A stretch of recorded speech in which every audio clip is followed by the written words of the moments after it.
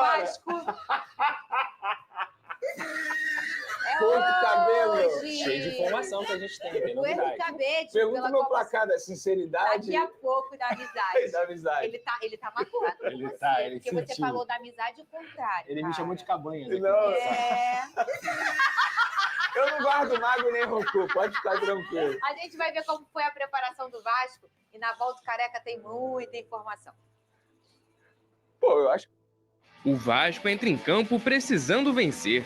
A Sul-Americana é a prioridade da equipe e para continuar na briga, só uma vitória interessa. Ontem o Lanús venceu o Melgar e disparou na liderança do Grupo G com 8 pontos, além de ter vantagem no saldo de gols. E conseguir um bom resultado fora de casa alivia a pressão e deixa o Vasco numa situação tranquila na tabela. Apenas o primeiro time de cada grupo avança para a próxima fase. Se o Vasco ficar em segundo lugar, não quer dizer que está eliminado. No entanto, perde a chance de conseguir a vaga diretamente para as oitavas de final da competição. Por outro lado, a equipe vai enfrentar o Puerto Cabello, que não anda na melhor fase. Para o duelo, Verrete e Coutinho estão de volta. Porém, Lucas Freitas está fora depois de sofrer uma lesão na face plantar do pé direito no jogo contra o Palmeiras. Para o lugar, o jovem Luiz Gustavo deve ser o escolhido para fazer dupla com João Vitor. Puerto Cabello e Vasco se enfrentam às 19 horas em um jogo importante para o time de São Januário. Para tudo! Ô, DJ Careca, tem uma buzina aí, uma coisa barulhenta? Uma coisa bem barulhenta?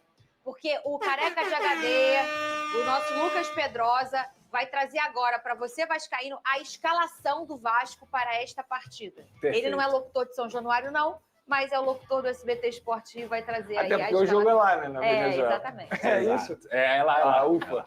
É provável a escalação do Vasco pelos últimos dias, por alguns jogadores também estarem voltando, outros precisando descansar pela longa temporada, e um deles já de cara deve ser o Nuno, tá? Logo agora, Pedrosa! O Nuno deve ser poupado, Gente. porque pra gente entender, e aí eu acho que é correto, tá? O Nuno, nos últimos jogos, ele vem entregando tecnicamente, mas fisicamente tá dando 40 minutos e ele não tá conseguindo correr dentro de campo. Por quê? Para quem não sabe, o Nuno veio do Casa Pia, de Portugal. Então ele tá em temporada desde agosto do ano passado. A verdade é que o Nuno tá em reta final de temporada. Mas como ele veio pro Vasco, a nossa temporada é diferente da temporada europeia, ele continua se esforçando. O futebol brasileiro, inclusive, é mais exigente até do que o português, na minha visão. Então, por isso, para essa partida, o Nuno vai começar no banco de reservas, tá?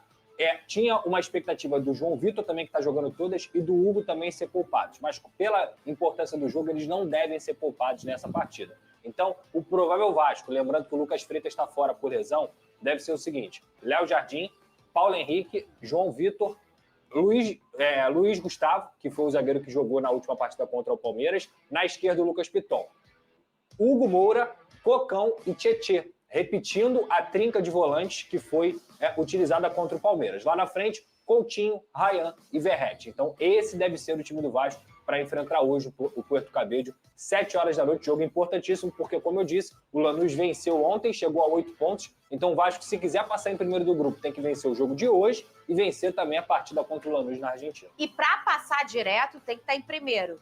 Vai para recuperação se ficar em segundo. Sim. Tem um playoff aí e tal, pega povo de Libertadores e tal, e vai para repescagem. Interessante, você se garantir mesmo, você tem que passar em primeiro lugar. Exato. Agora, Lucas Pedrosa, Felipe de interino ainda, até você trazer um novo treinador.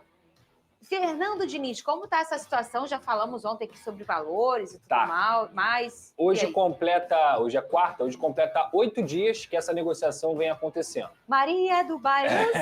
Ainda não. Sempre tem. 8 dias não. E sabe por que talvez não seja a novela ainda, Veni? Justamente pelo que eu vou explicar aqui.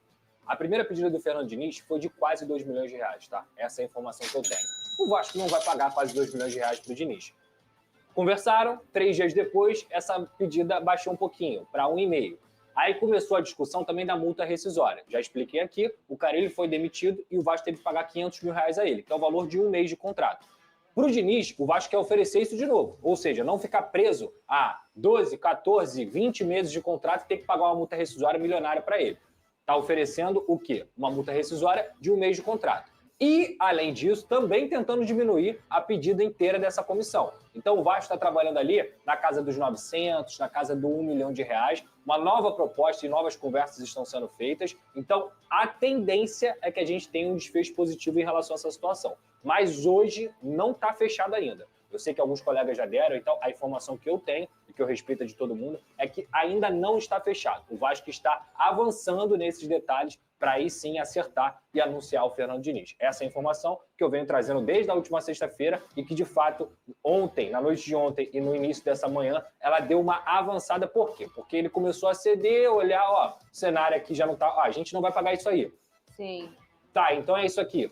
Cara, isso aí a gente também não paga. Vamos acertar aqui algumas coisas, aumentar tempo de contrato, bonificação, para aí sim chegar ao denominador comum. Então eu acredito que até o final de semana o Fernando Diniz vai ser anunciado pelo Vasco. Ele que é um treinador que ganhou Libertadores, né? Tem o respeito de atletas, mas tem um futebol, vamos dizer assim, exótico, né, Vini Casagrande? Então, se você, por exemplo, quando caiu o nome dele na torcida do Botafogo, quando o Botafogo estava sem treinador, a maioria, não. Então, assim, ele é um treinador que tem um nome que ainda causa uma dúvida, por conta até pela sua característica muito forte, o que até o chamou atenção para o cenário nacional, né? O Diniz tem um jeito de jogar Fernando Diniz. Você acha que hoje o mercado ele vale 2 milhões? É muito difícil a gente temperar o trabalho de alguém, né? Mas assim, se era a pedida inicial dele, você acha que... Quase 2 milhões. Quase 2 milhões. 1 milhão e meio, vamos botar aqui, tá? 1 milhão e meio. Quem sou eu para precificar exato. Profissional e avaliar o trabalho financeiro de um profissional? Mas a gente precisa mencionar o que a gente falou aqui rapidamente no fim do programa ontem. O mercado está super valorizado, está muito. Se você olhar hoje o que o Diniz está pedindo, mas aí você olha para o lado, para o Fluminense está pagando quase 2 milhões no Renato Gaúcho também. Pelo menos essas são as informações veiculadas pelos setoristas que acompanham o dia a dia do Fluminense. Aí você vai no Corinthians, o Dorival também ganhando mais de 2 milhões de reais. Então, o mercado está super valorizado. Então, não acho um absurdo ele pedir isso. Agora, eu, no lugar dele, já falei aqui que não aceitaria, mas se ele aceitasse, eu aceitaria ali na parada do Super Mundial, que ele teria um tempo muito grande para poder botar a identidade dele nesse time do Vasco da Gama. Só que aí talvez o Vasco não espere ele. Então, mas quantos exemplo, jogos até lá? Mas eu 8? São 5 jogos. Vou te dar um exemplo. Mínimo, a Sul-Americana vai ser definida antes do Super Mundial. Me corrija se eu estiver errado. Imagina se ele assume e cai na Sul-Americana. Porque é Vasco hoje, Porto Cabete, depois Lanús na Argentina e antes tem o Melgar em São Januário. Aí, a Sul-Americana eu vejo como a prioridade no Vasco, pelo menos que a gente está vendo aí no planejamento.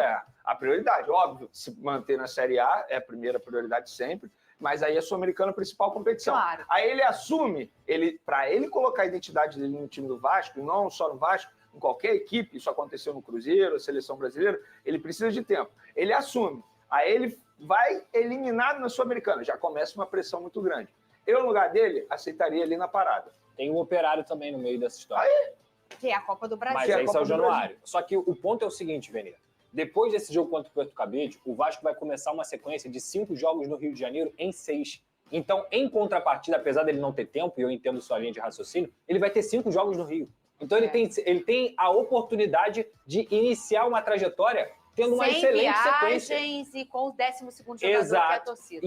E a viagem que o Vasco faz é o último jogo, que é contra o São Paulo no Morumbi, ou seja, em São Paulo. Então, assim, cara, ele tem a oportunidade de pegar o Vasco, classificar para a Copa Sul-Americana, classificar para a Copa do Brasil e entrar nessa zona de descanso, de treinos e tudo mais nesse mês, sem crise, muito pelo contrário, com a galera apoiando ele. Tem outro lado, assim. Talvez esse raciocínio fosse antes dessa sequência pesada que o Vasco teve nas viagens, que o Vasco, inclusive, perdeu. É o seguinte, Vasco oferece vínculo até dezembro de 2026 para o técnico Fernando Diniz. Em relação à primeira oferta, o Cruz Maltino diminuiu a diferença dos valores entre o que foi pedido pelos empresários e a antiga proposta do Vasco. A primeira proposta era até o final de 2025, mas o Vasco agora fez uma alteração em relação ao tempo, né, que antes era até a final de 25, agora é até final de 2026, e aumentando também consideravelmente o valor salarial. Agora, sobre a informação envolvendo o atacante Brian Rodrigues. Informação aqui, de acordo com informações do AS México.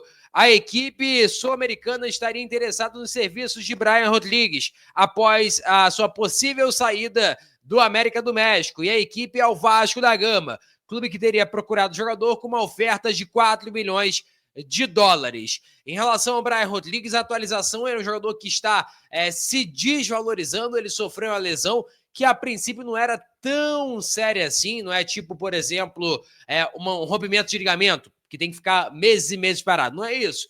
Ele deve ficar mais ali um mês parado aproximadamente. Ele está sem jogar desde o dia 19, 17 ali mais ou menos do mês passado. Então vai bater ali uns 20 dias por aí mais ou menos que ele já está fora de combate. Automaticamente ele está se desvalorizando no mercado e é uma situação que pode ajudar muito o Vasco da Gama, além, é claro, também do jogador que queria muito sair do América do México para vir para o futebol brasileiro. Mas teria que ver se o Fernando Diniz aprovaria ou não, aí já é outros 500. Peço a você que deixe o like, é muito importante para o nosso canal. Acione o sininho de notificação para não perder nenhum conteúdo.